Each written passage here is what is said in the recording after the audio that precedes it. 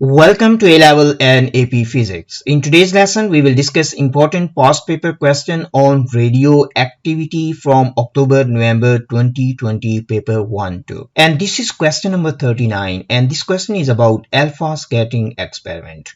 In this class, we will not only answer this question, we will study alpha scattering experiment in detail, and then we will answer this question. This question is simply asking us what is conclusion from the alpha particle scattering experiment.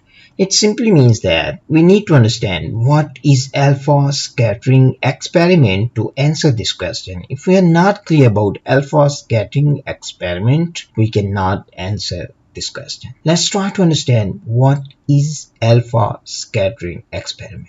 Here we have very simple diagram for alpha scattering experiment. In this diagram you can see the big blob in this one. This is single gold atom. So simply we can write down here this is single gold atom. But if you look at the center of this one, at the center we have very tiny nucleus, and here you can see we have alpha particle. Let's say this is first alpha particle, and here is an other alpha particle. Let's say this is second alpha particle, and let's say this one is third alpha particle. Let's try to understand why we call this one alpha particle scattering experiment. Because in this experiment alpha particles were fired on gold foil, and then the structure of atom was explained based on scattering of alpha particles. Now let's try to understand the structure of the atom with the help of alpha particle scattering. If you look at this first alpha particle, we can simply see that this particle just went straight, means just went in a straight line. So it follows straight line. And this is not by one particle. Actually most alpha particles, they pass straight through the gold foil. So this was our observation, means most alpha particle. So this is the path taken by most alpha particle. So simply I can write down here this is path taken by most alpha particles.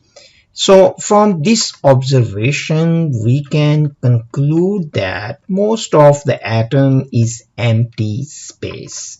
So as particles they just went straight, so we can simply conclude that most of the atom is empty space. Now if you look at second alpha particle, I mean at this particle, if you look at the path of this alpha particle, we can see it is coming in a straight line, then it is deflected through certain angle.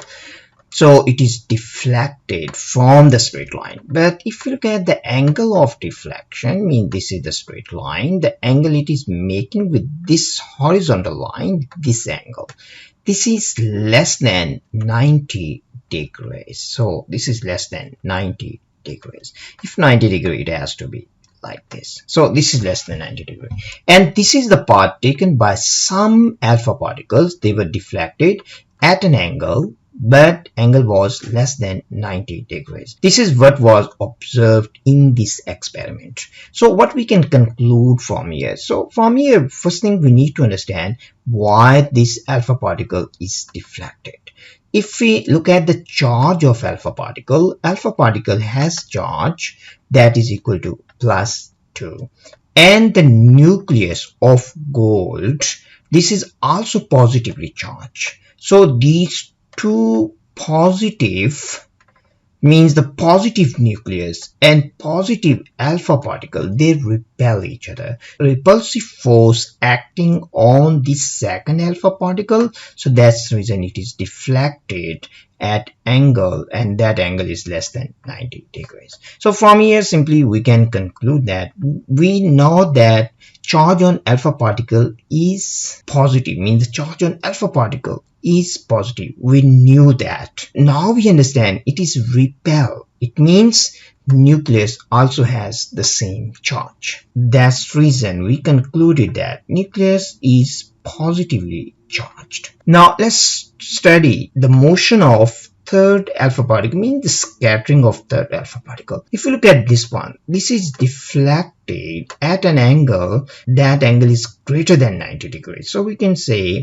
its angle of deflection, means from the straight line, this angle is greater than 90 degrees. But very few particles, alpha particles, they were deflected at an angle greater than 90 degrees. Now what we can conclude from here, and other simple way to study this one is, let's say this is gold nucleus. Simply we can say this is gold nucleus, and let's say this alpha particle is coming. If it just comes straight, just particle, and it hit this nucleus, so what will happen? It will just bounce back. So like this, two particles, they hit each other, so this will just bounce back. So what we can conclude from here? From here simply we can conclude mass is concentrated in a very small space. So this is conclusion from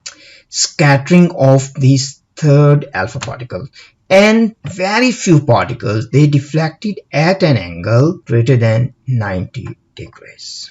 Now we understand what is alpha scattering experiment and what are the observations and conclusion from this experiment. But this question is simply based on conclusions. Now if you look at option A is telling us that protons and electrons have equal but opposite charges. This statement is true. They have the equal and opposite charge, but this is not conclusion from alpha scattering experiment. So this is not correct option. So this is wrong.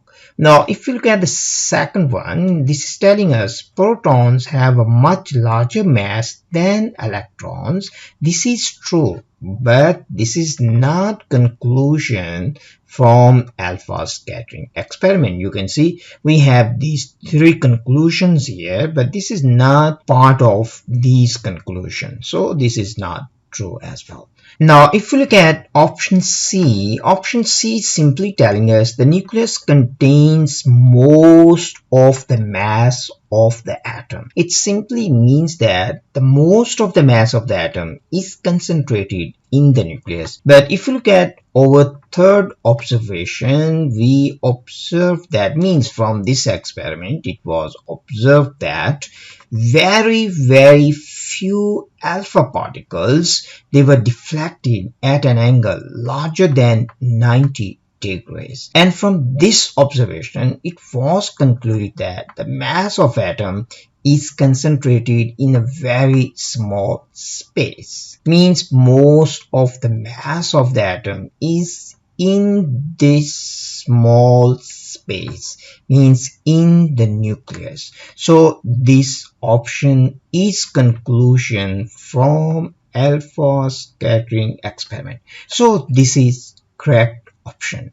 Now let's look at option D now. The nucleus of an atom contains protons and neutrons, but there is no conclusion about protons and neutrons from alpha scattering experiment. Even this is true, but this is not conclusion from alpha scattering experiment. So this is also not correct option. So our answer is C.